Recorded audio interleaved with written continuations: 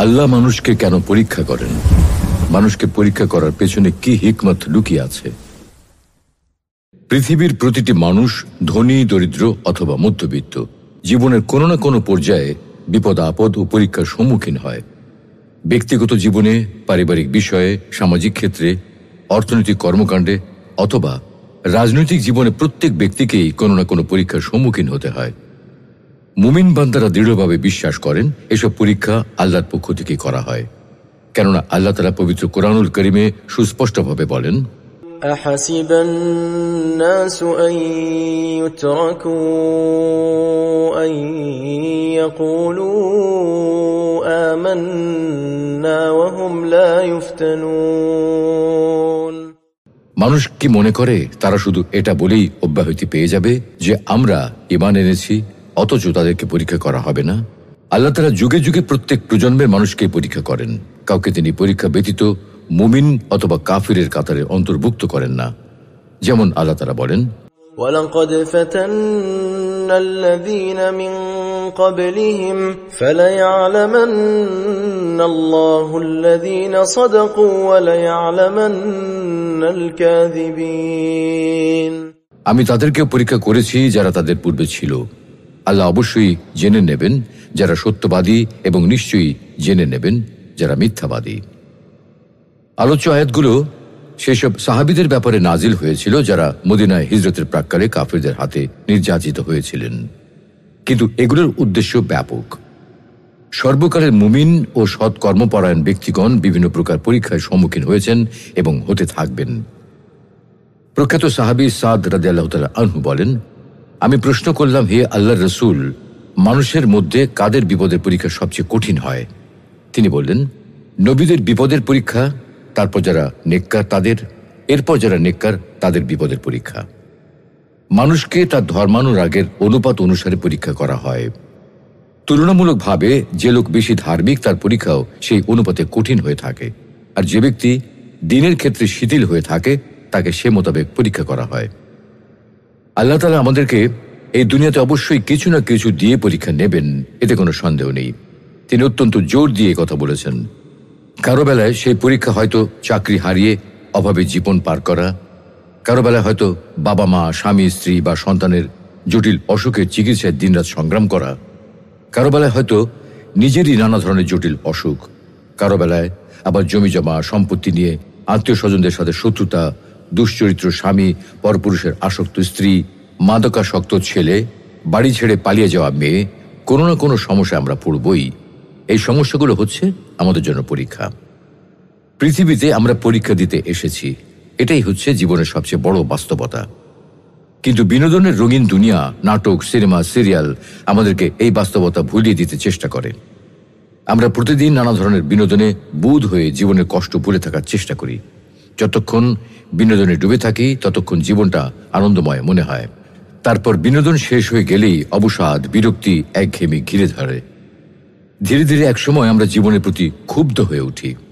কেন আমার নেই, কিন্তু ওর আছে? কেন আমার বেলায় এরকম হয়, অন্যদের কেন এরকম হয় না? এইসব অসুস্থ প্রশ্ন করে আমরা আমাদের মানসিক অশান্তির জ্বালানি যোগাই। সমাজে এত যে হতাশা, তার মূল কারণ হলো আমরা পৃথিবীতে পরীক্ষা দিতে এসেছি এই বাস্তবতাটা ভুলে যাওয়া। আল্লাহ তাআলা মানুষকে যেভাবে পরীক্ষা করেন, আল্লাহ তাআলা মুমিন বান্দাদের নানা ধরনের পরীক্ষা করেন। এ প্রসঙ্গে তিনি নিজেই ইরশাদ করেন, وَلَنَبْلُوَنَّكُمْ بِشَيْءٍ مِّنَ الْخَوْفِ وَالْجُوعِ وَنَقْصٍ مِّنَ الْأَمْوَالِ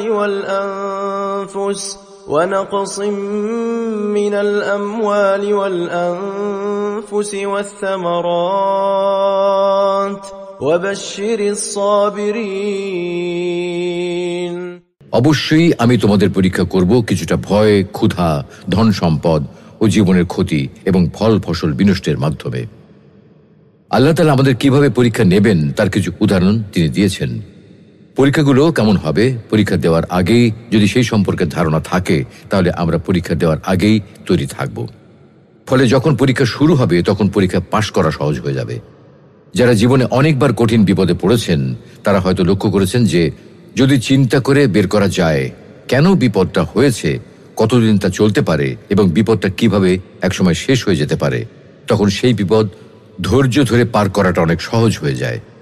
এ কারণে পূর্ব প্রস্তুতি থাকলে জীবনটা সহজও হয়ে যায়। ভয়ের পরীক্ষা। আল্লাহ তাআলা মুমিন বান্দাদের যে পরীক্ষাগুলো নিতে পারেন তার একটি হলো ভয়। এই আয়াতে আল্লাহ তাআলা ভয়ের জন্য খৌফ শব্দটি ব্যবহার করেছেন, যা দ্বারা একটি বিশেষ ধরনের ভয় বোঝানো হয়।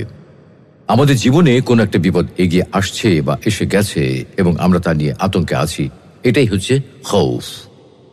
এই ভয় অর্থনৈতিক, সামাজিক, প্রাকৃতিক বা মানবসৃষ্ট দুর্যোগ অথবা পারিবারিক সমস্যা, অসুস্থতার ভয় ইত্যাদি যে কোনো বিপদের ভয় হতে পারে। এই আতঙ্কে থাকাটা হচ্ছে খৌফ এবং এটা একটা পরীক্ষা। দারিদ্র্য ও ক্ষুধার কষ্টের পরীক্ষা। আরেকটি পরীক্ষা হচ্ছে ক্ষুধার কষ্ট। মানুষ অভাব অনটন বা দারিদ্রতার ফলে যত রকমের কষ্ট করে তার মধ্যে সবচেয়ে কঠিন হলো ক্ষুধার কষ্ট। ক্ষুধার কষ্ট থেকে বাঁচার জন্য বা পেটের দায়ে মানুষ সবকিছু করতে পারে। একজন দিনমজুরের মাথায় সারাদিন একটা চিন্তাই ঘোরে, কালকে সে খাবার কেনার মতো যথেষ্ট টাকা আয় করতে পারবে কি না। একজন চাকরিজীবী সবসময় দুশ্চিন্তা থাকে, আমি মারা গেলে আমার ছেলে মেয়েরা খেয়ে পরে বাঁচতে পারবে তো। ব্যবসায়ীর মাথায় চিন্তা থাকে, ব্যবসায় কতটা লোকসান হলে পথে বসতে হবে। খাবার কেনার মতো যথেষ্ট টাকা থাকবে কিনা, এই ভয়টা এতই কঠিন ভয় যে 13 থেকে 17 বছর বয়সীদের উপর গবেষণা চালিয়ে দেখা গেছে ক্ষুধার কষ্টের ভয় তাদের মধ্যে মানসিক সমস্যা জন্ম দেওয়ার একটা অন্যতম কারণ। যে সমস্ত পরিবারের উঠতি বয়সী যুবক যুবতীরা ক্ষুধার কষ্ট করে, 3 বেলা খাবার জোগাড় করতে গিয়ে বাবা মার কঠিন সংগ্রাম দেখে মাঝে মধ্যেই 2-1 বেলা না খেয়ে ক্ষুধার কষ্টে দিন বা রাত পার করে, তাদের মনের মধ্যে ক্ষুধার কষ্টের ভয় ঢুকে যায়। এই ভয় থেকে একসময় তাদের মধ্যে অস্থিরতা এবং নানা ধরনের মানসিক ব্যাধি দেখা দেয়। যারা জীবনে একসময় অনেক অভাব পার করেছেন, ক্ষুধার কষ্ট সহ্য করেছেন, তারা যখন একসময় সচ্ছল হন, তখনও তাদের অনেকের ভেতর আবারও অভাবের জীবনে ফিরে যাওয়ার আতঙ্ক কাজ করে। ক্ষুধার কষ্ট, অভাবের জীবনের ভয় তাদেরকে সারা জীবন তাড়িয়ে বেড়ায়। ভয় এবং ক্ষুধা এই দুটির মধ্যে একটি কমন ব্যাপার হলো অনিশ্চয়তা। মানুষ সবসময় নিশ্চয়তা অর্জন করতে চায়, মানুষ কিছুতেই অনিশ্চয়তা সহ্য করতে পারে না। সবসময় চেষ্টা করে কিভাবে বেতনের নিশ্চয়তা, সোশ্যাল স্ট্যাটাসের নিশ্চয়তা, ভাড়া বাড়ি ছেড়ে নিজের বাড়ির নিশ্চয়তা, রাস্তায় নিরাপদে চলার জন্য নিজের গাড়ির নিশ্চয়তা অর্জন করতে চায়। মানুষের মস্তিষ্ক এমনভাবে তৈরি হয়েছে যে তা অনিশ্চয়তা সহ্য করতে পারে না। কোনো অনিশ্চয়তা তৈরি হতে যাচ্ছে, যখনই মস্তিষ্ক এটা উপলব্ধি করে, সাথে সাথে সেটি সতর্ক অবস্থায় চলে যায়। তখন অন্য সব চিন্তা বাদ দিয়ে সেই অনিশ্চয়তা কিভাবে দূর করা যায় তা নিয়ে মস্তিষ্ক ব্যস্ত হয়ে পড়ে। মানুষের মস্তিষ্ক হচ্ছে একটা বিরাট জটিল যন্ত্র, যার একটা মূল কাজ হচ্ছে সামনে কি হতে যাচ্ছে তা আগে থেকেই ঠিক করে রাখা। সম্পদ, জীবন, পণ্য, ফল, ফসল হারানোর পরীক্ষা। আমাদের বাবা মা, ভাই বোন, সন্তান, আত্মীয় স্বজন, বন্ধু বান্ধব ইত্যাদি নানা সম্পর্কে মানুষ মৃত্যুবরণ করবে, এটাই স্বাভাবিক। মাঝে মাঝে কারো মৃত্যু হয়তো অল্প বয়সে হয়ে যায়, কারো হয়তো দুর্ঘটনায় মৃত্যু হয়। আমরা তখন বলি কপাল খারাপ, অকাল মৃত্যু, অপমৃত্যু ইত্যাদি। ইসলামের দৃষ্টিতে কোনো অকাল মৃত্যু বা অপমৃত্যু বলে কিছু নেই। ঠিক যে সময় কারো মৃত্যু হওয়ার কথা তখনই তার মৃত্যু হয়, একটু আগে না, একটু পরেও না। কারো অপমৃত্যু হয় না, বরং মুমিন অবস্থায় দুর্ঘটনায় মারা গেলে সে শহীদ হয়। মুমিনের জীবনে সম্পদ, ফল, ফসল হারানোর মধ্যে দিয়ে পরীক্ষা আসে। কেউ ঋণে জর্জরিত হয়ে যায়, কেউ দেউলিয়া হয়ে যায়। অতিবৃষ্টি, অনাবৃষ্টি, খরা, বন্যায় ফসল ধ্বংস হয়ে যাবে। নদীর পাড় ভেঙে বাড়ি জমি নদীতে বিলীন হয়ে যায়। এগুলো সবই আল্লাহর পক্ষ থেকে পরীক্ষা। ধন সম্পদ ও সন্তান সন্ততির প্রাচুর্যের পরীক্ষা।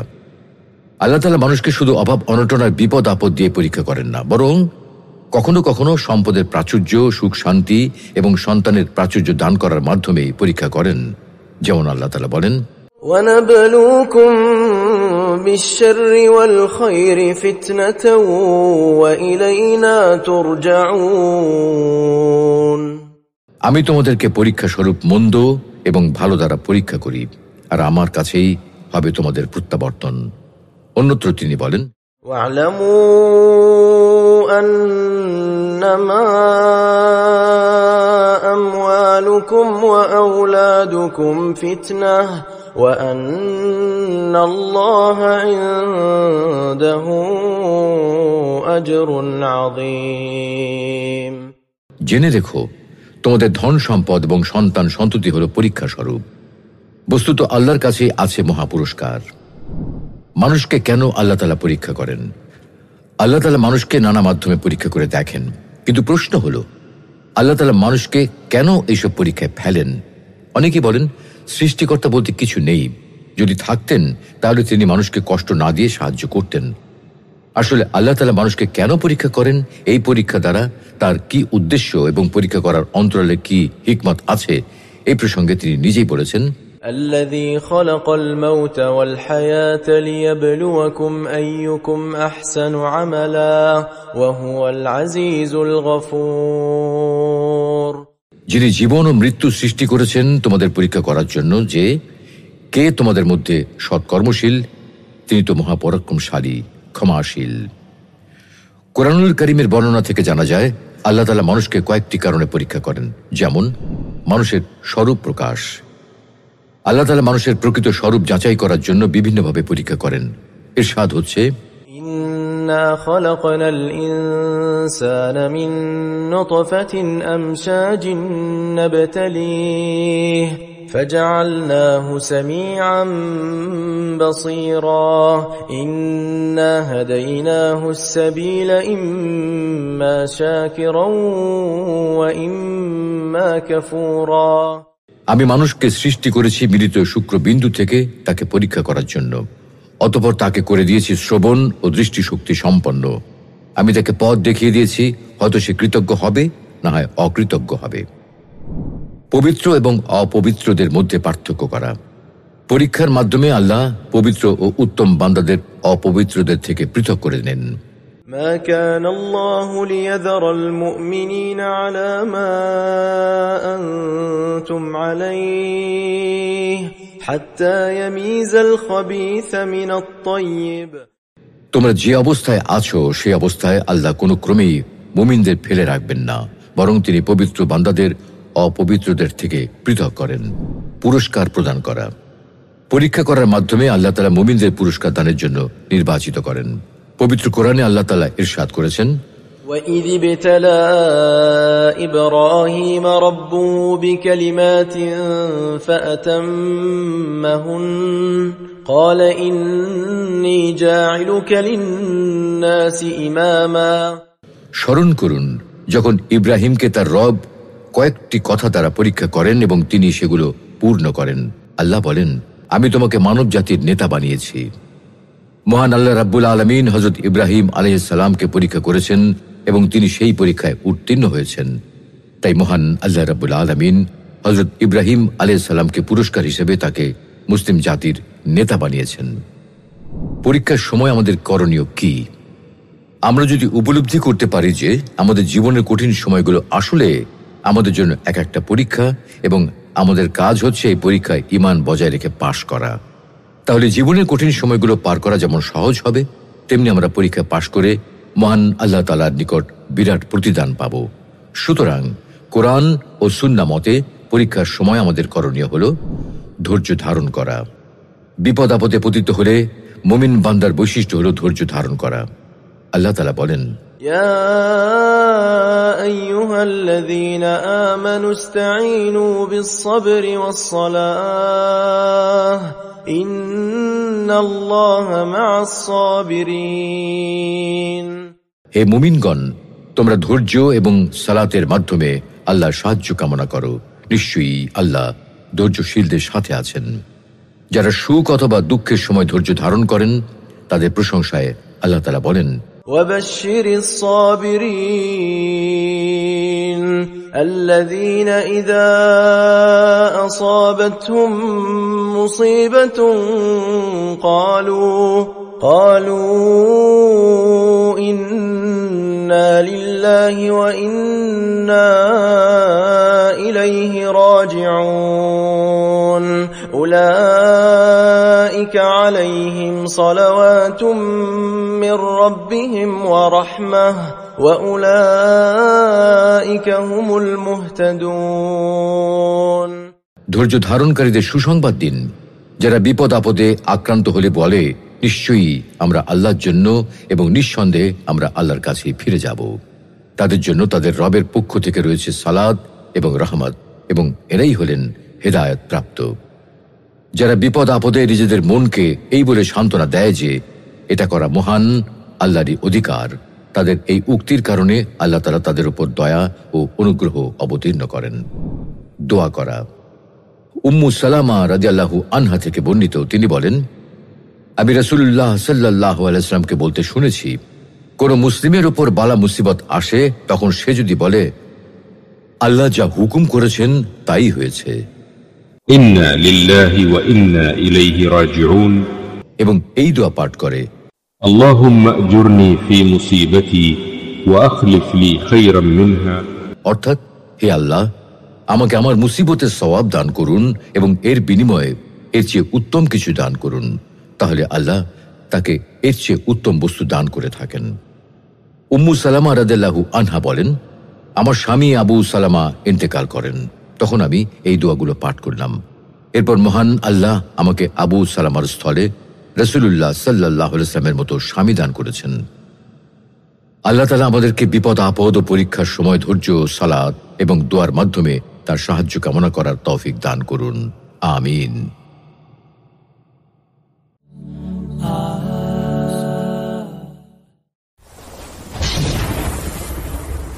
আল্লাহ মানুষকে কেন পরীক্ষা করেন? মানুষকে পরীক্ষা করার পেছনে কি হিকমত লুকিয়ে আছে?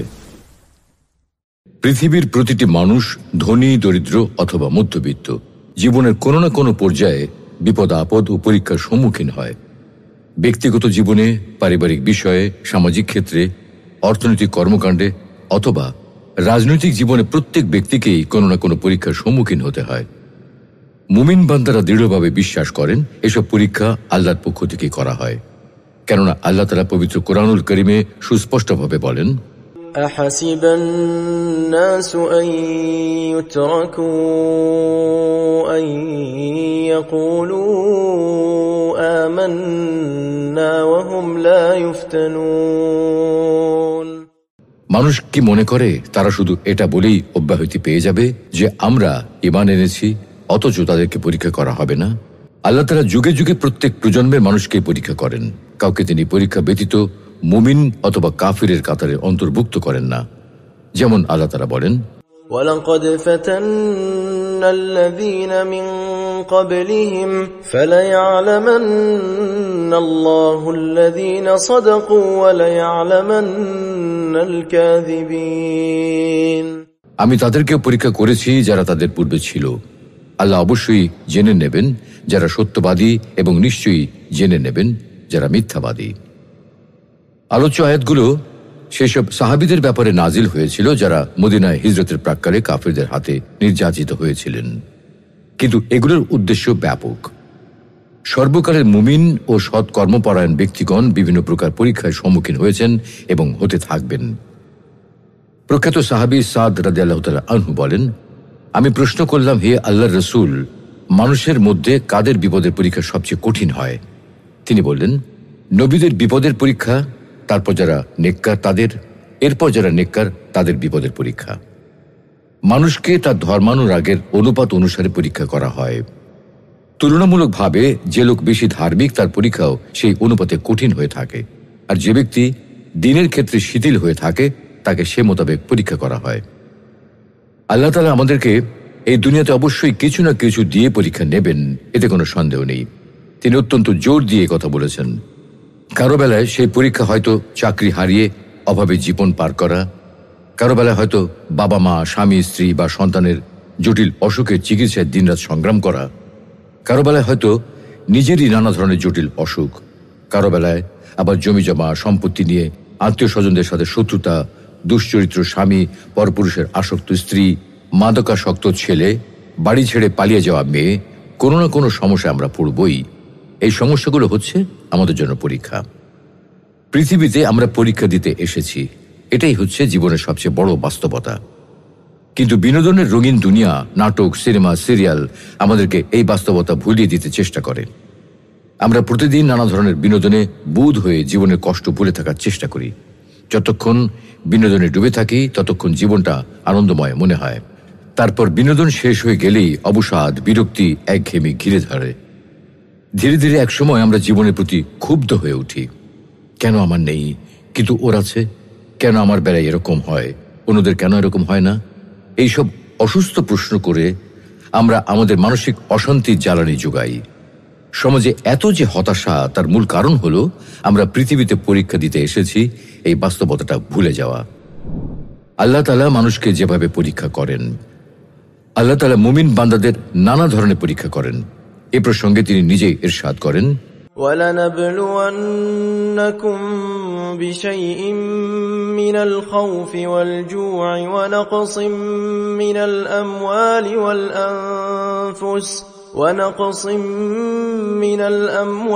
وَالْأَنفُسِ وَالثَّمَرَاتِ وَبَشِّرِ الصَّابِرِينَ। অবশ্যই আমি তোমাদের পরীক্ষা করব কিছুটা ভয়, ক্ষুধা, ধন সম্পদ ও জীবনের ক্ষতি এবং ফল ফসল বিনষ্টের মাধ্যমে। আল্লাহ তাআলা আমাদের কিভাবে পরীক্ষা নেবেন তার কিছু উদাহরণ তিনি দিয়েছেন। পরীক্ষাগুলো কেমন হবে, পরীক্ষা দেওয়ার আগেই যদি সেই সম্পর্কে ধারণা থাকে, তাহলে আমরা পরীক্ষা দেওয়ার আগেই তৈরি থাকব। ফলে যখন পরীক্ষা শুরু হবে তখন পরীক্ষা পাশ করা সহজ হয়ে যাবে। যারা জীবনে অনেকবার কঠিন বিপদে পড়েছেন তারা হয়তো লক্ষ্য করেছেন যে যদি চিন্তা করে বের করা যায় কেন বিপদটা হয়েছে, কতদিন তা চলতে পারে এবং বিপদটা কিভাবে একসময় শেষ হয়ে যেতে পারে, তখন সেই বিপদ ধৈর্য ধরে পার করাটা অনেক সহজ হয়ে যায়। এ কারণে পূর্ব প্রস্তুতি থাকলে জীবনটা সহজও হয়ে যায়। ভয়ের পরীক্ষা। আল্লাহ তাআলা মুমিন বান্দাদের যে পরীক্ষাগুলো নিতে পারেন তার একটি হলো ভয়। এই আয়াতে আল্লাহ তাআলা ভয়ের জন্য খৌফ শব্দটি ব্যবহার করেছেন, যা দ্বারা একটি বিশেষ ধরনের ভয় বোঝানো হয়। আমাদের জীবনে কোনো একটা বিপদ এগিয়ে আসছে বা এসে গেছে এবং আমরা তা নিয়ে আতঙ্কে আছি, এটাই হচ্ছে খৌফ। এই ভয় অর্থনৈতিক, সামাজিক, প্রাকৃতিক বা মানব সৃষ্ট দুর্যোগ অথবা পারিবারিক সমস্যা, অসুস্থতার ভয় ইত্যাদি যে কোনো বিপদের ভয় হতে পারে।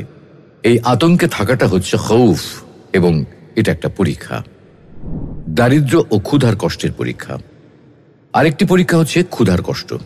মানুষ অভাব অনটন বা দারিদ্রতার ফলে যত রকমের কষ্ট করে তার মধ্যে সবচেয়ে কঠিন হলো ক্ষুধার কষ্ট।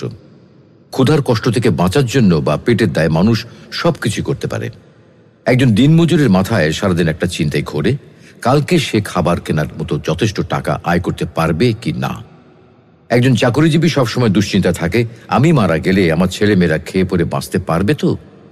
ব্যবসায়ীর মাথায় চিন্তা থাকে, ব্যবসায় কতটা লোকসান হলে পথে বসতে হবে। খাবার কেনার মতো যথেষ্ট টাকা থাকবে কিনা এই ভয়টা এতই কঠিন ভয় যে 13 থেকে 17 বছর বয়সীদের উপর গবেষণা চালিয়ে দেখা গেছে ক্ষুধার কষ্টের ভয় তাদের মধ্যে মানসিক সমস্যা জন্ম দেওয়ার একটা অন্যতম কারণ। যে সমস্ত পরিবারের উঠতি বয়সী যুবক যুবতীরা ক্ষুধার কষ্ট করে, 3 বেলা খাবার জোগাড় করতে গিয়ে বাবা মার কঠিন সংগ্রাম দেখে মাঝে মধ্যেই 2-1 বেলা না খেয়ে ক্ষুধার কষ্টে দিন বা রাত পার করে, তাদের মনের মধ্যে ক্ষুধার কষ্টের ভয় ঢুকে যায়। এই ভয় থেকে একসময় তাদের মধ্যে অস্থিরতা এবং নানা ধরনের মানসিক ব্যাধি দেখা দেয়। যারা জীবনে একসময় অনেক অভাব পার করেছেন, ক্ষুধার কষ্ট সহ্য করেছেন, তারা যখন একসময় সচ্ছল হন তখনও তাদের অনেকের ভেতর আবারও অভাবের জীবনে ফিরে যাওয়ার আতঙ্ক কাজ করে। ক্ষুধার কষ্ট, অভাবের জীবনের ভয় তাদেরকে সারা জীবন তাড়িয়ে বেড়ায়। ভয় এবং ক্ষুধা এই দুটির মধ্যে একটি কমন ব্যাপার হলো অনিশ্চয়তা। মানুষ সবসময় নিশ্চয়তা অর্জন করতে চায়, মানুষ কিছুতেই অনিশ্চয়তা সহ্য করতে পারে না। সবসময় চেষ্টা করে কিভাবে বেতনের নিশ্চয়তা, সোশ্যাল স্ট্যাটাসের নিশ্চয়তা, ভাড়া বাড়ি ছেড়ে নিজের বাড়ির নিশ্চয়তা, রাস্তায় নিরাপদে চলার জন্য নিজের গাড়ির নিশ্চয়তা অর্জন করতে চায়। মানুষের মস্তিষ্ক এমনভাবে তৈরি হয়েছে যে তা অনিশ্চয়তা সহ্য করতে পারে না। কোনো অনিশ্চয়তা তৈরি হতে যাচ্ছে, যখনই মস্তিষ্ক এটা উপলব্ধি করে সাথে সাথে সেটি সতর্ক অবস্থায় চলে যায়। তখন অন্য সব চিন্তা বাদ দিয়ে সেই অনিশ্চয়তা কিভাবে দূর করা যায় তা নিয়ে মস্তিষ্ক ব্যস্ত হয়ে পড়ে। মানুষের মস্তিষ্ক হচ্ছে একটা বিরাট জটিল যন্ত্র, যার একটা মূল কাজ হচ্ছে সামনে কি হতে যাচ্ছে তা আগে থেকেই ঠিক করে রাখা। সম্পদ, জীবন, পণ্য, ফল, ফসল হারানোর পরীক্ষা। আমাদের বাবা মা, ভাই বোন, সন্তান, আত্মীয় স্বজন, বন্ধু বান্ধব ইত্যাদি নানা সম্পর্কে মানুষ মৃত্যুবরণ করবে, এটাই স্বাভাবিক। মাঝে মাঝে কারো মৃত্যু হয়তো অল্প বয়সে হয়ে যায়, কারো হয়তো দুর্ঘটনায় মৃত্যু হয়। আমরা তখন বলি কপাল খারাপ, অকাল মৃত্যু, অপমৃত্যু ইত্যাদি। ইসলামের দৃষ্টিতে কোনো অকাল মৃত্যু বা অপমৃত্যু বলে কিছু নেই। ঠিক যে সময় কারো মৃত্যু হওয়ার কথা তখনই তার মৃত্যু হয়, একটু আগে না, একটু পরেও না। কারো অপমৃত্যু হয় না, বরং মুমিন অবস্থায় দুর্ঘটনায় মারা গেলে সে শহীদ হয়। মুমিনের জীবনে সম্পদ, ফল ফসল হারানোর মধ্যে দিয়ে পরীক্ষা আসে। কেউ ঋণে জর্জরিত হয়ে যায়, কেউ দেউলিয়া হয়ে যায়। অতিবৃষ্টি, অনাবৃষ্টি, খরা, বন্যায় ফসল ধ্বংস হয়ে যাবে। নদীর পাড় ভেঙে বাড়ি জমি নদীতে বিলীন হয়ে যায়। এগুলো সবই আল্লাহর পক্ষ থেকে পরীক্ষা। ধন সম্পদ ও সন্তান সন্ততির প্রাচুর্যের পরীক্ষা। আল্লাহ তাআলা মানুষকে শুধু অভাব অনটন আর বিপদ আপদ দিয়ে পরীক্ষা করেন না, বরং কখনো কখনো সম্পদের প্রাচুর্য, সুখ শান্তি এবং সন্তানের প্রাচুর্য দান করার মাধ্যমে পরীক্ষা করেন। যেমন আল্লাহ তাআলা বলেন, وَنَبْلُوكُمْ بِالشَّرِّ وَالْخَيْرِ فِتْنَةً وَإِلَيْنَا تُرْجَعُونَ। আমি তোমাদেরকে পরীক্ষা স্বরূপ মন্দ এবং ভালো দ্বারা পরীক্ষা করি, আর আমার কাছেই হবে তোমাদের প্রত্যাবর্তন। অন্যত্র তিনি বলেন, وَاعْلَمُوا أَنَّمَا أَمْوَالُكُمْ وَأَوْلَادُكُمْ فِتْنَةٌ وَأَنَّ اللَّهَ عِندَهُ أَجْرٌ عَظِيمٌ। জেনে রেখো, তোমাদের ধন সম্পদ এবং সন্তান সন্ততি হল পরীক্ষা স্বরূপ। বস্তুত আল্লাহর কাছে আছে মহাপুরস্কার। মানুষকে কেন আল্লাহ তাআলা পরীক্ষা করেন? আল্লাহ তাআলা মানুষকে নানা মাধ্যমে পরীক্ষা করে দেখেন, কিন্তু প্রশ্ন হলো আল্লাহ তাআলা মানুষকে কেন এইসব পরীক্ষায় ফেলেন? অনেকেই বলেন সৃষ্টিকর্তা বলতে কিছু নেই, যদি থাকতেন তাহলে তিনি মানুষকে কষ্ট না দিয়ে সাহায্য করতেন। আসলে আল্লাহ তাআলা মানুষকে কেন পরীক্ষা করেন, এই পরীক্ষা দ্বারা তার কি উদ্দেশ্য এবং পরীক্ষা করার অন্তরালে কি হিকমত আছে, এই প্রসঙ্গে তিনি নিজেই বলেছেন, الذي خلق الموت والحياة ليبلوكم أيكم أحسن عملا وهو العزيز الغفور। যিনি জীবন ও মৃত্যু সৃষ্টি করেছেন তোমাদের পরীক্ষা করার জন্য যে কে তোমাদের মধ্যে সৎকর্মশীল, তিনি তো মহাপরাক্রমশালী, ক্ষমাশীল। কোরআনুল কারীমের বর্ণনা থেকে জানা যায় আল্লাহ তাআলা মানুষকে কয়েকটি কারণে পরীক্ষা করেন। যেমন মানুষের স্বরূপ প্রকাশ। আল্লাহ তাআলা মানুষের প্রকৃত স্বরূপ যাচাই করার জন্য বিভিন্নভাবে পরীক্ষা করেন।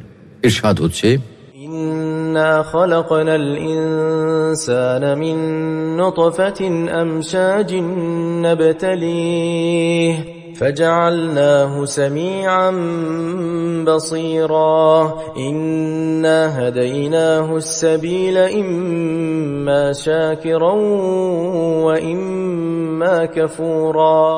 আমি মানুষকে সৃষ্টি করেছি মিলিত শুক্রবিন্দু থেকে তাকে পরীক্ষা করার জন্য। অতঃপর তাকে করে দিয়েছি শ্রবণ ও দৃষ্টিশক্তি সম্পন্ন। আমি তাকে পথ দেখিয়ে দিয়েছি, হয়তো সে কৃতজ্ঞ হবে, না হয় অকৃতজ্ঞ হবে। পবিত্র এবং অপবিত্রদের মধ্যে পার্থক্য করা।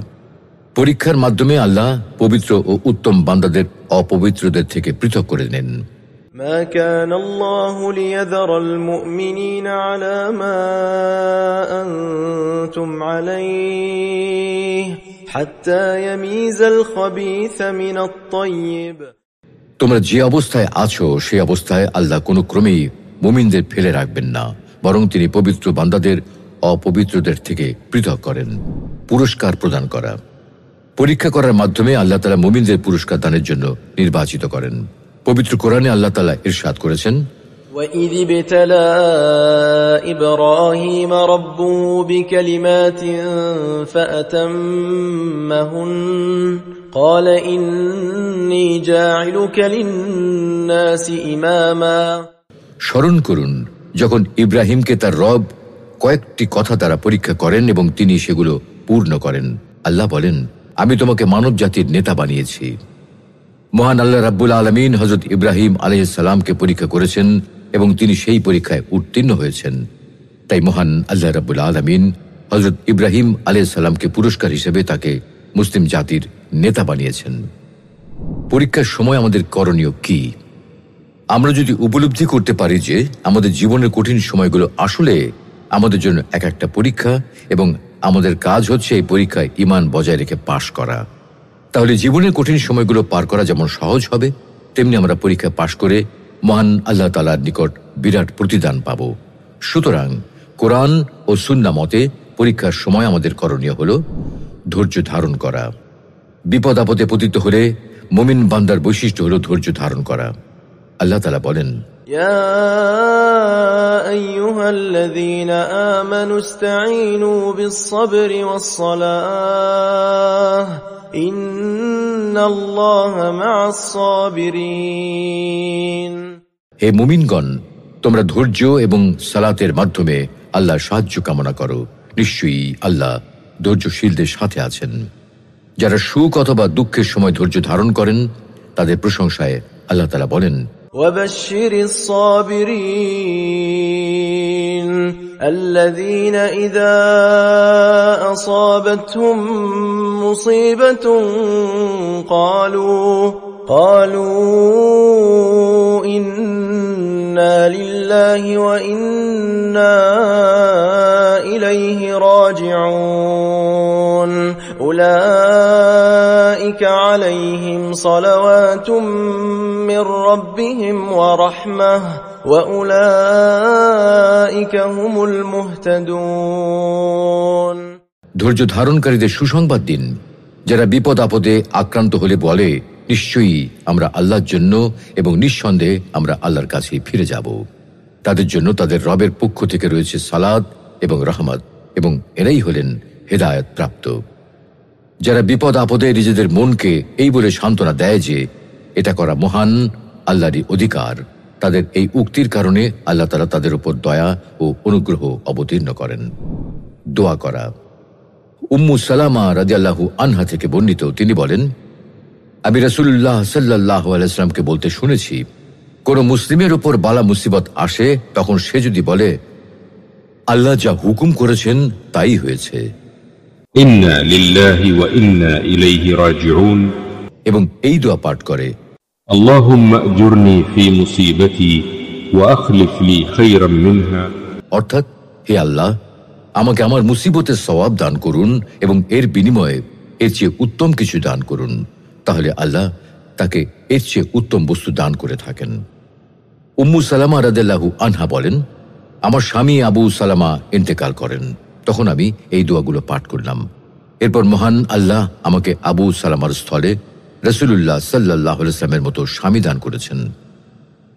আল্লাহ তাআলা আমাদেরকে বিপদ আপদ ও পরীক্ষার সময় ধৈর্য, সালাত এবং দোয়ার মাধ্যমে তার সাহায্য কামনা করার তৌফিক দান করুন। আমিন।